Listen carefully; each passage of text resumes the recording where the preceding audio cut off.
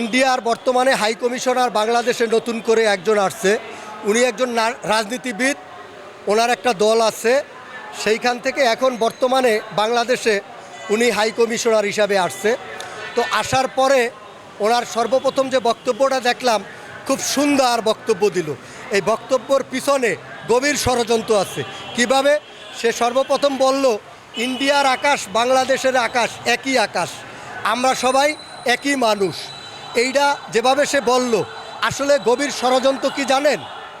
India কখনো আমাদেরকে বন্ধু বলে, আসলে ইন্ডিয়া আমাদের কখনো বন্ধু না। ইন্ডিয়া আমাদের কখনো ভালো চায় না, ইন্ডিয়া আমাদের কখনো ভালো চাবেও না। আপনি দেখবেন এই বর্তমানে যেভাবে পুশ করতেছে, কাদেরকে পুশ করতেছে? এইখানে পুশ করতে হলে সর্বপ্রথম আপনার পুশ করতে হবে অবৈধ নাগরিক যারা, তাদেরকে। তাইলে আলোচিত বিষয় হলো দেশের সবচেয়ে আলোচিত বিষয় হলো হাসিনা বাংলাদেশের বিতরিত হইয়া সে কিন্তু এখন ভারতে আছে। তাকে যদি সর্বপ্রথম পুশ করে তাইলে কিন্তু এইটা একটা আলোচিত বিষয়। তাইলে আপনি কাদেরকে পুশ করতেছেন? সাধারণ জনগণ, সাধারণ নাগরিক। তাইলে এইখানে আপনি বৈষম্য সৃষ্টি করতেছেন।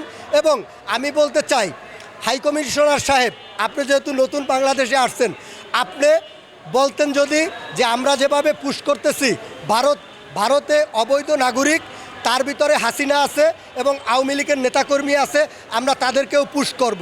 তাইলে কিন্তু আপনার এই পুশ করাটা বৈধ হইতো। আর আপনি যে অবৈধ নাগরিক পুশ করতেছেন, আবার বাংলাদেশকে বলতেছেন বন্ধুরাষ্ট্র ভাবতেছেন, বন্ধু বলতেছেন, এইটা আসলে আপনাদের গভীর ষড়যন্ত্র।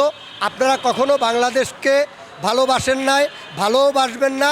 এবং আপনারা এখন বর্তমানে যে রাজনীতি করতেছেন, ইন্ডিয়া সরকার মোদি দাদায় কঠিন হিন্দুত্ববাদী। উনি গরু খায় না, গরুর পোশাক খায়, গরুরে মা হিসাবে জানে, মুসলমানদেরকে কোরবানি দিতে দেয় না, অথচ অনেক হিন্দুই গরুর গোশ খায়।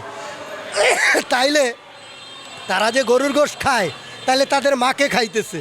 আমার প্রশ্ন, হিন্দু দাদা, মোদি দাদা, আপনি বাংলাদেশের মুসলমানকে আপনি কোরবানি দিতে দেন নাই, কিন্তু আপনাদের হিন্দু যারা, তারা যে গরুর গোশ খায়, এই ব্যাপারে আপনার কী বার্তা আছে, এটাও আমরা জানতে চাই।